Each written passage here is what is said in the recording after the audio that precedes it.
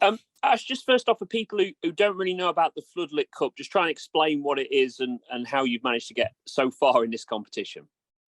Yeah, so the competition is been added to the games program over the last 2 years, I think. So I think we was in it last year as well.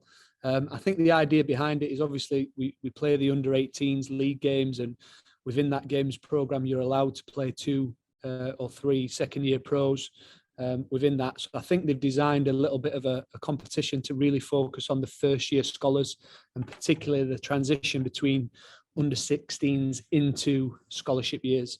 I think that's the idea behind it, and it's proved to be quite valuable in terms of exposing trialists or exposing under-16s that we're trying to get to conclusions on, to put them into competitive fixtures against a similar outfit to see them in the best light. So I think that's been the idea of the competition. We've used that to our advantage. So we've used this competition to see a number of players that we've eventually ended up offering scholarships to. So it's proved really valuable from that side of things, as well as additional games for some of the first year scholars and some of the under 16s and even under 15s, because we've had quite a few of them involved. I mean, that's not necessarily for something that we need as a club, because we haven't gone down the route of playing our young pros in our youth team, but a lot of clubs do. So you can see why there might be a need for some extra football. If I'm honest, it was one game too many towards the winter, where we ended up with only 2 of the scholars playing and the rest of them being sort of under 15s, under 16s and trialists, which is how we ended up nearly going out the competition, because we lost pretty heavily to Bradford in one of the group games. So we've only managed to sneak through the group stages on goal difference, because we won quite comfortably against Grimsby and Rotherham. So that's helped us get to this stage, I suppose. In terms of the categories of the academies you're facing, are they all similar levels, or are you facing all different levels? Yeah, so it's not like the Youth Cup where you can come up against your Man United and your Arsenals or whatever. So they're all Youth Alliance teams. So obviously we've played the likes of Bolton and Shrewsbury in the knockout ones. But that in itself was a really good experience for the lads, because if I'm totally honest, our games program's not great. Like, we played Harrogate three games on the bounce. We've played Doncaster 4 times this season. So to play teams that are outside our usual games program is a good experience in itself, as well as then obviously making it a cup competition and progressing through and playing at the stadium and so on. So it's been a worthwhile experience, that's for sure. And you talked about getting some of those players, just the valuable experience for you to help make a decision on them. How crucial has this games be to see them in that light and to be able to make the judgment of whether they're ready to make that next step with Lincoln City? Yeah, I mean, it's really valuable, because if without this, we end up seeing under 16s play in their own age group, sometimes with the under 15s, as well as a bit of a merged group against teams that are of the same makeup. Whereas this competition allows us to have a little bit of an idea and a look at what this group could look like at the start of next season, which has obviously been the case for the last 2 or 3 games, because we've had everybody that's been offered scholarships plus the current first year scholars, and that's been the squad. So that kind of gives us an early window into what our under 18s group for next year will look like, and obviously gives some of the younger lads the chance to fight their way into the team. And we build this game up as we would do a youth cup, so it's not necessarily the most senior players that get to play or the oldest players that get to play like it would do in a normal program. We make this competitive, so if you're good enough and you do well enough, like, you get in the team, and we will only pick a team that we think will win, and that has meant that some of the under 15s have ended up getting in the team ahead of some of the under 16s, and that's just an early sort of lesson as to what's to come in their footballing journey, really. And we see a lot of Lincoln City players, it feels, over the last few years have made that step up to become either part of the first team or first team regulars. How pleasing is that as a coach, that you know you're developing players for Lincoln City and that you don't feel you're wasting your time, and they'll get to 18 and you'll see 12 players released and we're back at square one again? Yeah, absolutely. It's great when you see the amount of games that Sean Rowan's played this year, and the debuts for people like Jovan and Oshin and people like that. And then the other weekend, where I know we had a lot of injuries, but end up with 7 academy graduates as part of the squad. That's great for us as staff. Like, that's what we get paid for. Like, I'm not here to win the under-17 Floodlit Cup. That's not what I'm employed at this club for. It's to help develop players and help players improve enough to be part of the first team setup, which is great. And this competition is going to prove really valuable to that, because like Freddie Draper makes his debut away at Sheffield Wednesday in front of however many thousand. Like, it's difficult to replicate that in the youth development. So that's why these games at the stadium, and if there can be a bit of a crowd there, that gives us an extra tool to help their development that we wouldn't normally have.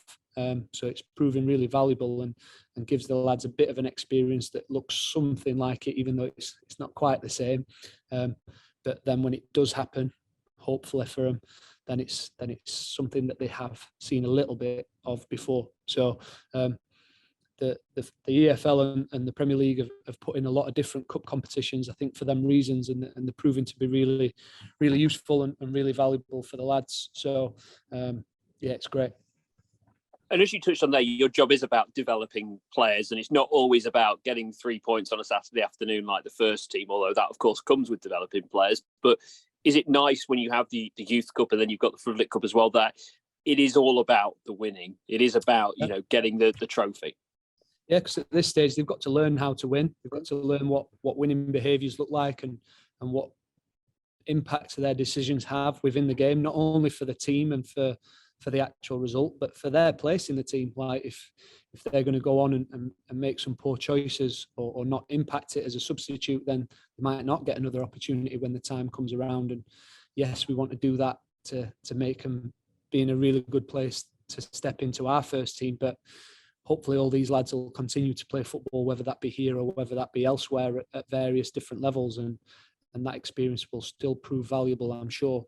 And like I mentioned at the weekend, experiences like this, like even if they do become a first team player, you're still only going to ever play in a handful or so cup finals in your lifetime. So it's important that they absorb it and take the learning from it best they can, so that, I don't know, one day if they're playing in the FA Cup final for Lincoln City, they know what being in the final looks like, and the noise around it and the expectation level that comes with it, albeit obviously amplified massively in that sense. But all we try to do is give them as many different experiences, as many different ways of learning how to develop their game, and winning is a huge part of that. And it's not something that we touch on a week-to-week basis. So it's important that when we get opportunities like this, like, we really ramp up the pressure.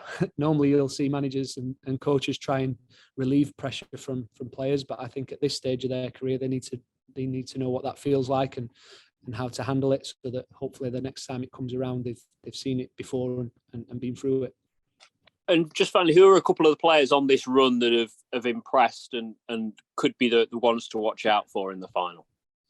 Yeah, I mean, everybody's played a huge part. I mean, we're fortunate that we've managed to give experiences to a lot of players, both from the younger age groups and from the first year scholars. And unfortunately, as football is, like, some players will be injured and will miss the final. So some with serious injuries like Jersey Lopez, who's going to be out for a long time. Others who have sort of picked up knocks in the last few weeks, which has made them miss out. But that in itself is a footballing lesson, and that's something that they're going to have to get used to, of being able to take it when they're not fit for specific games. But yeah, we've had a really good run. We've scored a lot of goals in the competition. So our front three of people like Bailey Adamson and Russell Burko and Zayn Okoro have all proved to be real big handfuls for the opposing players. And then through the middle of the pitch, we've had some good control at times. So we've had young lad Denny Oliver in there alongside Kai Perkins, who's returned from injury as a first year scholar that have done well. And then obviously MJ Kamara's signed a pro contract with